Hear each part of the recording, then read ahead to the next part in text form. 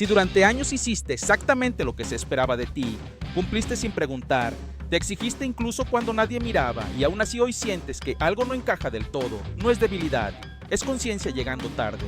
Rumania fue durante mucho tiempo un país donde la perfección no era una aspiración, era una obligación, donde la disciplina no se discutía, se obedecía. El mundo entero miró a Nadia Comaneci como un milagro humano, una niña capaz de alcanzar la perfección absoluta, un 10 que parecía imposible. Desde afuera, la historia es limpia, admirable, inspiradora. Desde adentro, la historia es más compleja, porque la perfección, cuando se vuelve norma, deja de ser un logro y empieza a ser una carga silenciosa. Este canal existe para quienes ya no buscan ruido ni espectáculo, sino comprensión, memoria y claridad. Para quienes entienden que algunas historias no se escuchan para admirar, sino para reconocerse.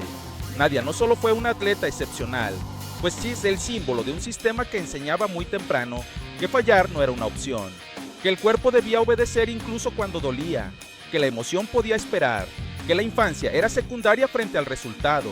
Y durante un tiempo, ese sistema funcionó. Funcionó tan bien que el mundo dejó de hacerse preguntas, porque cuando hay éxito, casi nadie quiere mirar el costo. Pero el costo no desaparece, se acumula, se guarda en el cuerpo, en la forma de respirar, en la manera de relacionarse con el error, en la dificultad para sentirse suficiente sin aplausos. Muchas de esas niñas crecieron sin aprender algo básico, cómo escucharse cuando nadie exige nada. Y eso, aunque no se note en una competencia, deja huellas profundas. Para un hombre que ha pasado décadas sosteniendo responsabilidades, esta lógica resulta inquietantemente familiar. Cambian los escenarios, cambian los nombres, pero el acuerdo interno es parecido.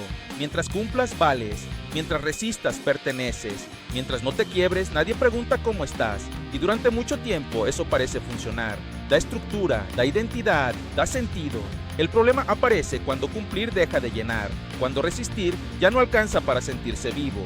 La gimnasia rumana no enseñaba a detenerse, enseñaba a corregir, a repetir, a endurecer. El silencio en los entrenamientos no siempre era calma, muchas veces era miedo a incomodar. Y cuando aprender a no incomodar se vuelve una virtud, algo se pierde, porque la pregunta desaparece, y sin preguntas, la vida se vuelve eficiente pero estrecha. Si este tipo de reflexiones resuenan contigo, si sientes que hablan de cosas que rara vez se dicen en voz alta, suscribirte a Top Rank no es un gesto automático, es una forma de seguir esta conversación con otros hombres que también están revisando su camino con honestidad.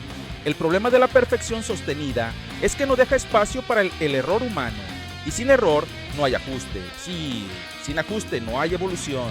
Nadia fue celebrada por no fallar nunca, pero muy pocas veces se habló de lo que implica crecer sabiendo que fallar no está permitido. Crecer así forma adultos disciplinados, sí, pero también adultos que se exigen incluso cuando ya no hace falta. A cierta edad, esa exigencia empieza a pasar factura, no como una crisis espectacular, sino como una incomodidad persistente, una sensación de desalineación. La vida sigue funcionando, pero algo dentro de ti pide otra cosa. No más éxito, no más disciplina, sino más sentido. Y esa petición no se resuelve con fuerza, se resuelve con claridad. Todavía no hemos llegado al núcleo de esta historia, porque entender el precio silencioso de la perfección implica mirar más allá del logro y preguntarse qué ocurre cuando el sistema que te formó ya no te sostiene. ¿Qué pasa cuando el cuerpo cambia? Cuando el rol se transforma, cuando el aplauso baja. Es ahí donde la perfección deja de ser un trofeo y se convierte en una pregunta. Y esa pregunta, aunque incómoda, suele ser el inicio de algo más honesto. Porque cuando una identidad se construye alrededor del rendimiento, todo lo demás queda en segundo plano. No hay espacio para preguntarse quién eres cuando no estás cumpliendo. Solo existe la próxima exigencia, la siguiente corrección, el estándar que nunca baja. En el caso de Nadia y de muchas gimnastas de su generación, el cuerpo aprendió muy pronto a obedecer sin negociar. El dolor no se discutía, se gestionaba. El cansancio no se escuchaba, se superaba. Y esa forma de vivir, aunque admirable desde afuera, va dejando un aprendizaje peligroso. Que sentir es una distracción y que detenerse es fallar. Ese aprendizaje no se borra cuando termina la carrera deportiva. Se queda. Aparece en la forma de relacionarse con el descanso, con el error, con el silencio. Aparece cuando ya no hay una rutina impuesta y aún así la mente sigue funcionando como si la hubiera. Muchas exatletas hablan de ese momento extraño en el que el cuerpo ya no responde como antes, pero la exigencia interna sigue intacta, como si el entrenador se hubiera ido, pero su voz permaneciera dentro. esa voz no grita, susurra, y por eso es más difícil de identificar. Para muchos hombres, esa voz también existe. Es la que aparece cuando descansas y te sientes inquieto, cuando logras algo importante y, en lugar de satisfacción, aparece un vacío breve pero persistente. Cuando cumples con todo y aún así, sientes que falta algo que no sabes nombrar. No es ingratitud, no es debilidad, es el efecto acumulado de haber vivido demasiado tiempo midiendo el valor propio con reglas que ya no encajan del todo con quien eres ahora. En la gimnasia rumana, el error no era solo técnico, era moral. Fallar significaba decepcionar a entrenadores, al equipo, al país. Esa carga no se deja en el gimnasio, se lleva a la vida, se cuela en la forma de amar, en la manera de exigir, en la dificultad para perdonarse. Algunas mujeres cuentan que, incluso años después de retirarse, seguían sintiendo culpa por elegir algo que no tuviera un propósito productivo claro, como si disfrutar sin justificación fuera un acto indebido. Esa lógica también atraviesa muchas trayectorias masculinas. A cierta edad, uno se da cuenta de que fue educado para resistir, no para revisarse, para sostener, no para elegir, para cumplir, no para preguntarse por el sentido. Y cuando el contexto cambia, cuando el rol se transforma, cuando el cuerpo ya no responde igual, esa educación empieza a mostrar sus límites, no porque haya sido incorrecta, sino porque fue incompleta. Aquí aparece una distinción importante, aunque incómoda. Disciplina no es lo mismo que rigidez. La disciplina construye, la rigidez asfixia. Mientras todo funciona, la diferencia no se nota. Se vuelve evidente cuando algo cambia. Cuando el sacrificio deja de ser necesario, pero sigue activo. Cuando la exigencia continúa, aunque ya no tenga un propósito claro. Y reconocer eso no quita mérito al esfuerzo pasado. Lo ordena, lo humaniza. Las mujeres que lograron reconstruirse después de la gimnasia hablan de un proceso lento, sin épica. No hubo aplausos ni medallas. Hubo confusión. Hubo miedo a decepcionar. Hubo una sensación extraña de estar traicionando algo que había sido sagrado. Pero también hubo algo nuevo, la posibilidad de decidir sin ser evaluadas, de fallar sin que eso definiera su valor, de descansar sin sentirse menos.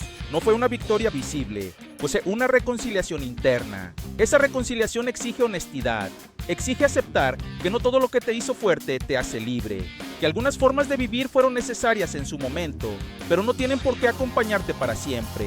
Que hay una diferencia entre carácter y miedo a soltar. Y esa diferencia, aunque no se enseña en ningún lugar, se aprende con el tiempo, con el cansancio y con la valentía de mirarse sin defensas. Si esta historia empieza a tocar algo propio, si te reconoces en estas tensiones silenciosas, no es casualidad, es porque a cierta edad, la vida deja de pedirte más fuerza y empieza a pedirte más claridad. Claridad para distinguir qué exigencias siguen siendo tuyas y cuáles ya no. Claridad para entender que sostenerlo todo no siempre es fortaleza, a veces es solo costumbre. Todavía falta una parte esencial de esta historia, la parte en la que la exigencia se retira del todo y deja un espacio que no se llena con esfuerzo, un espacio donde ya no sirve aguantar, donde toca elegir sin instrucciones claras, y esa elección, silenciosa y profundamente personal, suele ser la más difícil y la que más transforma, porque cuando ese espacio finalmente aparece, no llega con alivio inmediato. Llega con vértigo, con una sensación extraña de desnudez interior. Ya no hay una rutina que te diga quién eres. Ya no hay una exigencia externa que ordene el día. Solo queda la pregunta que fue postergada durante años, a veces durante décadas. ¿Qué hago ahora con todo lo que soy, si ya no necesito demostrar nada? Esa pregunta no se responde rápido, y no se responde con más disciplina. Se responde con algo que muchas de estas mujeres y muchos hombres nunca tuvieron tiempo de entrenar: presencia. Las exgimnastas que atravesaron ese momento lo describen como una etapa silenciosa, no porque no pasara nada, sino porque lo que pasaba no era visible. Aprendían a respirar sin contar segundos, a moverse sin buscar corrección, a existir sin un objetivo inmediato. Y ese aprendizaje, que parece simple, fue profundamente desafiante, porque implicaba soltar una identidad que había sido celebrada, respetada, incluso idolatrada. Implicaba aceptar que la perfección ya no era necesaria para ser valiosas. Y aceptar eso, cuando toda tu vida fue lo contrario, duele. Para muchos hombres, este punto llega de forma parecida, no con un colapso, sino con una calma inquietante. De pronto, hay menos ruido externo y más espacio interno. Y ese espacio obliga a mirar de frente cosas que antes se evitaban con actividad constante. Preguntas sobre el sentido, sobre el deseo, sobre el cansancio acumulado. No preguntas dramáticas, sino persistentes, y no hay respuestas inmediatas. Solo hay una invitación incómoda a escucharse sin juicio. Aquí aparece una verdad que rara vez se dice en voz alta. La fortaleza que te sostuvo durante años no siempre es la misma que necesitas ahora. Resistir fue necesario, aguantar fue útil, cumplir fue honorable, pero llega un momento en que seguir exigiéndote de la misma forma ya no te hace más fuerte, solo más rígido. Reconocerlo no es rendirse, es ajustar, es madurar, es permitir que la vida cambie contigo en lugar de obligarte a permanecer igual.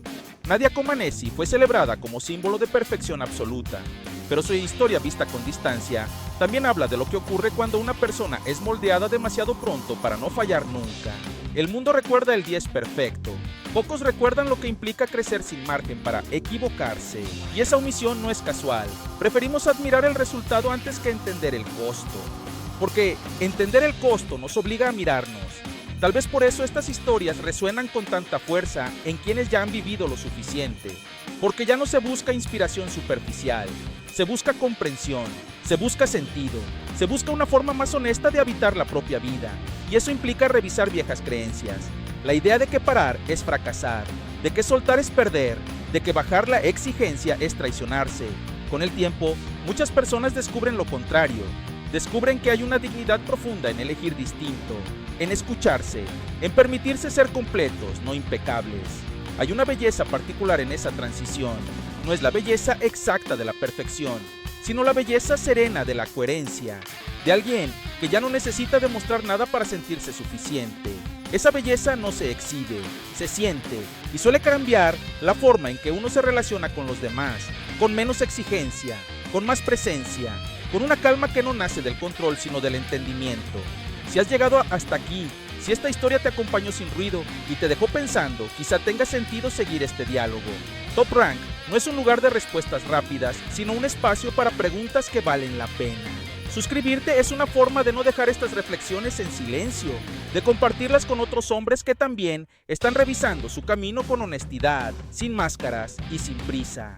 Al final, no se trata de juzgar la perfección ni de negar el valor del sacrificio. Se trata de entender su precio, de reconocer qué te dio y qué te quitó, y de decidir con calma qué partes de esa exigencia siguen siendo tuyas y cuáles ya cumplieron su función, porque la verdadera fortaleza a esta altura de la vida no está en sostenerlo todo para siempre, está en saber que ya no necesitas sostener, y esa claridad cuando llega no hace ruido, pero cambia todo.